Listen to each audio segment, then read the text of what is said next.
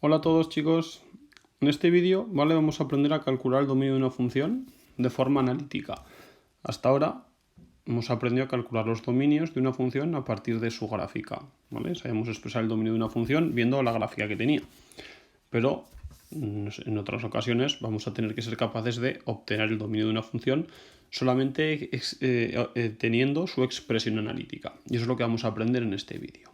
Entonces, antes de nada, para empezar, vamos a distinguir las diferentes funciones, otros tipos de funciones principales que podemos tener y cómo se calcula el dominio en cada una de ellas. Entonces, inicialmente vamos a tener una serie de tipos de funciones, ¿vale?, que van a ser los siguientes. Las primeras van a ser funciones polinómicas, ¿vale? Pues acordaros del concepto de polinomios, pues serán las del tipo pues a por x elevado a n más b por x elevado a n menos 1 y así sucesivamente, ¿vale? En función del grado que tuviera ese polinomio. Podemos tener polinomios de grado 1, de grado 2, de grado 3, ¿vale? Pero fijaros que son polinomios, no tiene denominadores, la x no está en el denominador, los coeficientes podrían ser fraccionarios, pero nunca la x va a estar en el denominador, ni vamos a tener un producto de varias variables, no existen raíces, no existen logaritmos, ¿vale? Una función polinómica. Después, ¿qué vamos a tener? Vamos a tener funciones racionales. Pues ya sabéis que una función racional es una función que tiene algún término con x en su denominador. Por tanto, pues vamos a tener un numerador y vamos a tener un denominador, ¿vale? Otro tipo de función, y el dominio se calcula de manera diferente. Después, ¿qué vamos a tener? Pues vamos a tener funciones irracionales. Pues recordar que estas son las que tienen algún tipo de raíz, que puede ser raíz cuadrada, raíz cúbica, la que sea, ¿vale? Y vamos a poner aquí dentro, vamos a poner un g de x, lo que sea, ¿vale? Pero que dependa siempre de x. ¿Y qué más tipos vamos a ver? Pues vamos a ver las funciones logarítmicas, es decir, que existe un logaritmo.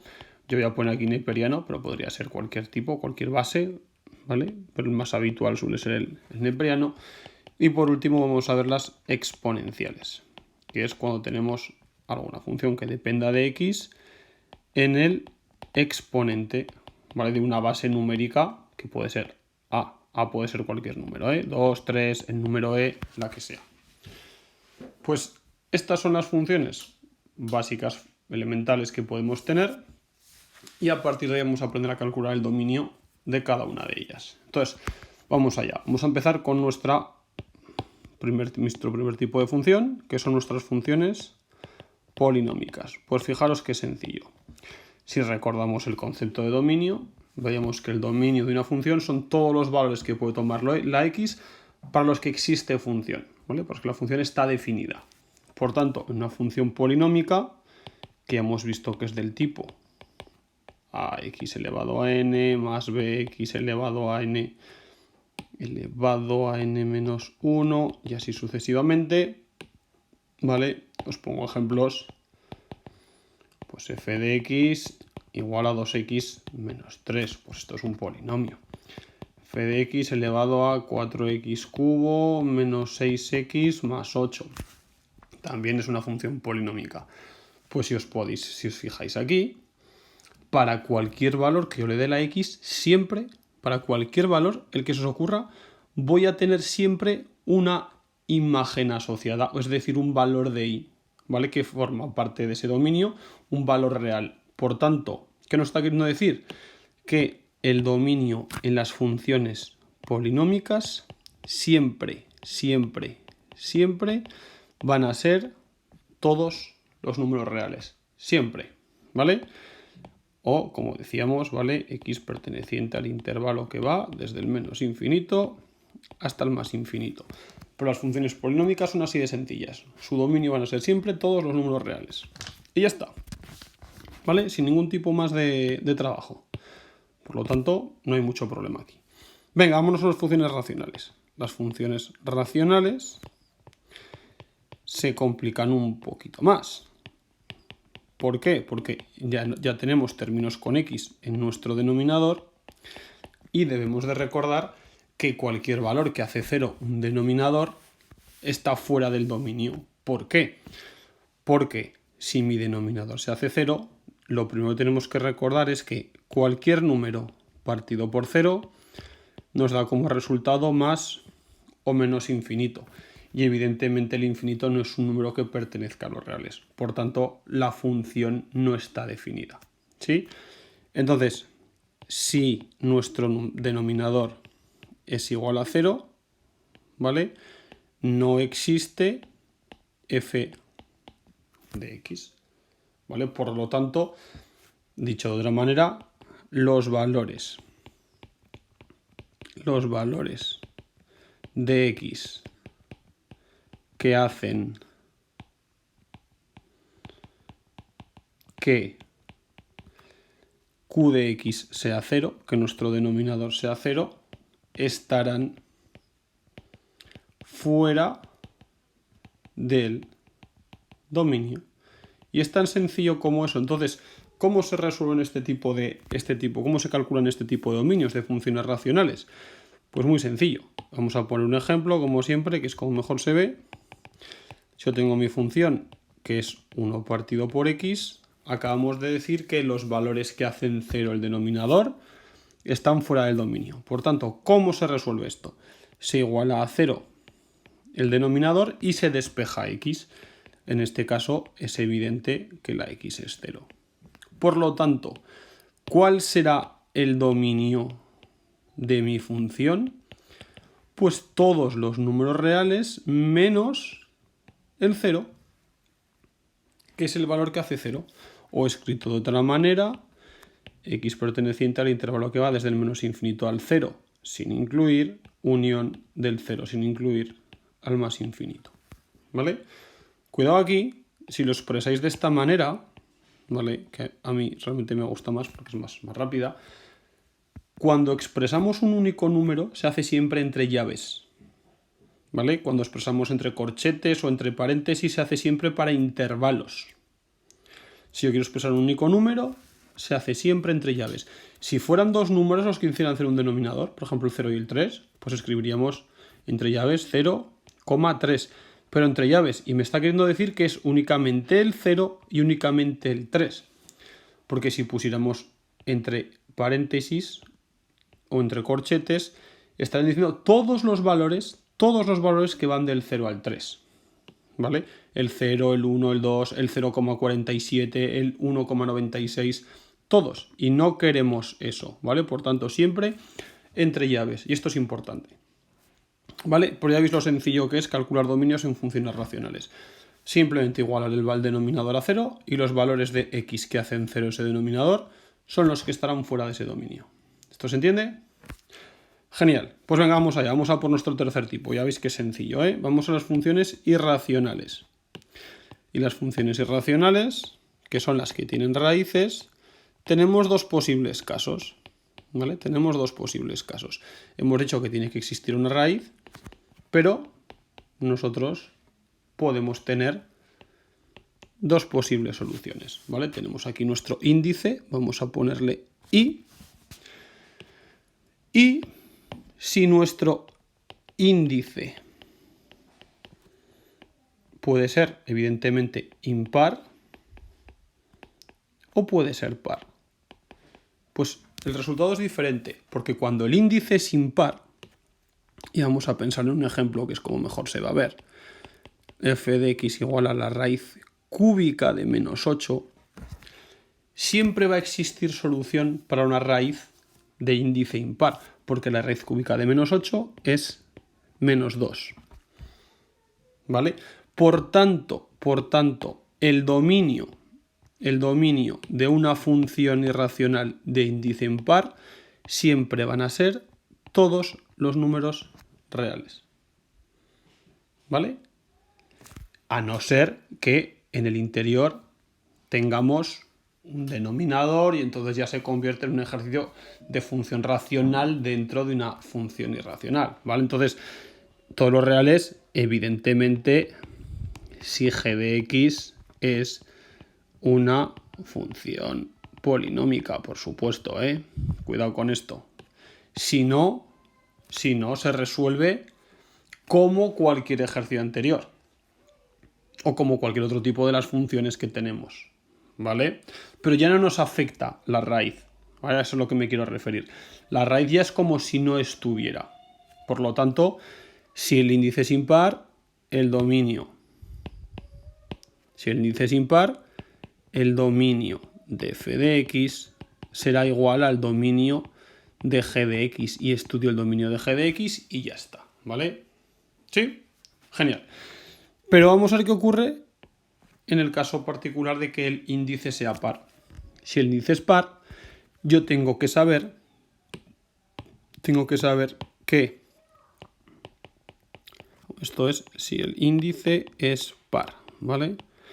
Yo tengo que saber que para que esté definida esta función, el interior de mi raíz, como tiene que ser siempre, mayor o igual que 0. Porque la raíz de índice par de un número negativo no existe. Igual que hayamos hecho aquí, pues la raíz cuadrada de menos 4 no existe, no pertenece a los reales, ¿eh? Vamos a dejarlo ahí. El año que viene posiblemente veréis que sí que exista, pero evidentemente no pertenece a los reales. ¿Vale? Que os quede esto claro. Entonces, al final, ¿cómo se resuelve esto? Pues muy sencillo. Se resuelve como si fuera una inecuación. Ya sabéis resolver inecuaciones, por tanto, volvemos al tema de inecuaciones y lo que hago es resolver esta inecuación. Y los valores de x que hagan que g de x es mayor o igual que 0 sean los valores que pertenezcan al dominio. ¿Visto? Ejemplo sencillo, como siempre. Imaginaros f de x igual a la raíz de x menos 2. Pues ¿qué es lo que tendría que hacer? Decir que esto tiene que ser mayor o igual que 0 y me quedaría x menos 2 mayor o igual que 0. Despejando me quedaría que x es mayor o igual que 2.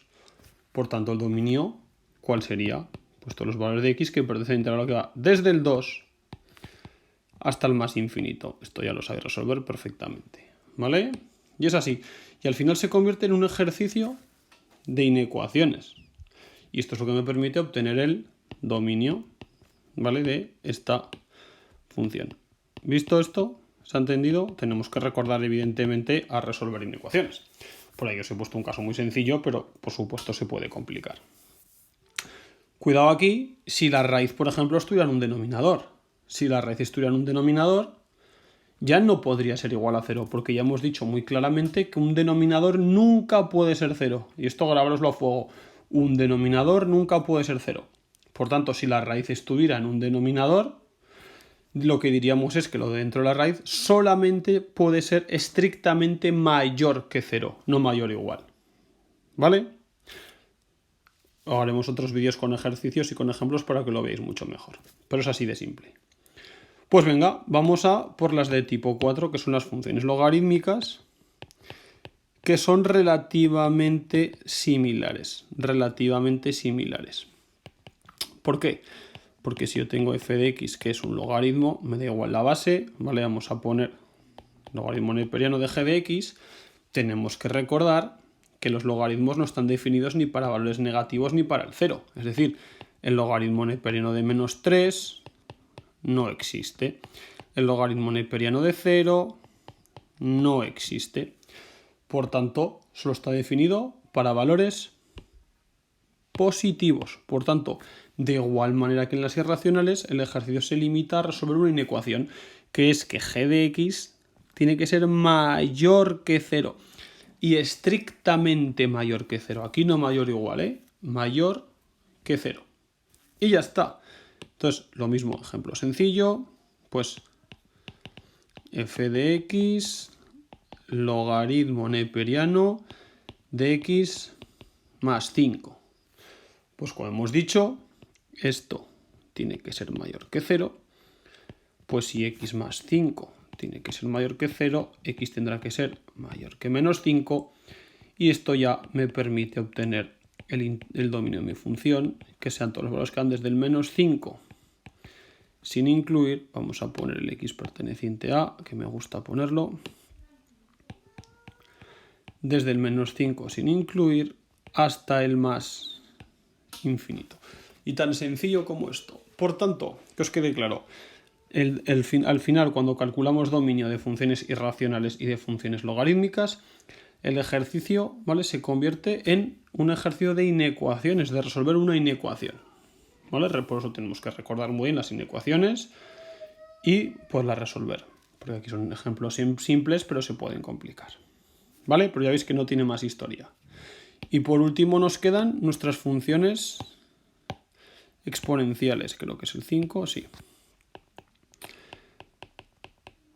Y para resolver funciones exponenciales es bastante sencillo también, porque tenemos nuestra f de x igual a cualquier número elevado a una g de x.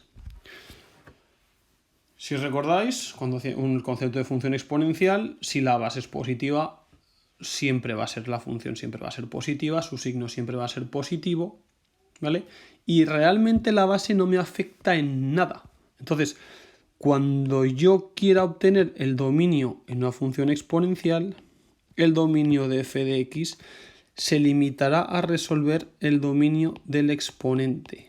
Por tanto, el dominio de una función exponencial es exactamente igual al dominio del exponente y es tan sencillo como esto.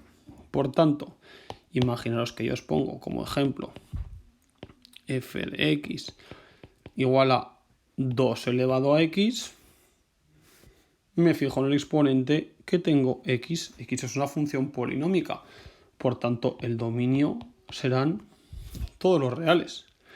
Pero si yo os pusiera f de x igual a 2 elevado a 1 partido por x, me tengo que fijar exactamente igual en el exponente. Recordad que es el ejemplo que os he hecho para funciones racionales. ¿Cuál era el dominio de eso? Todos menos el 0, ¿verdad? Porque es el que hace 0 el denominador.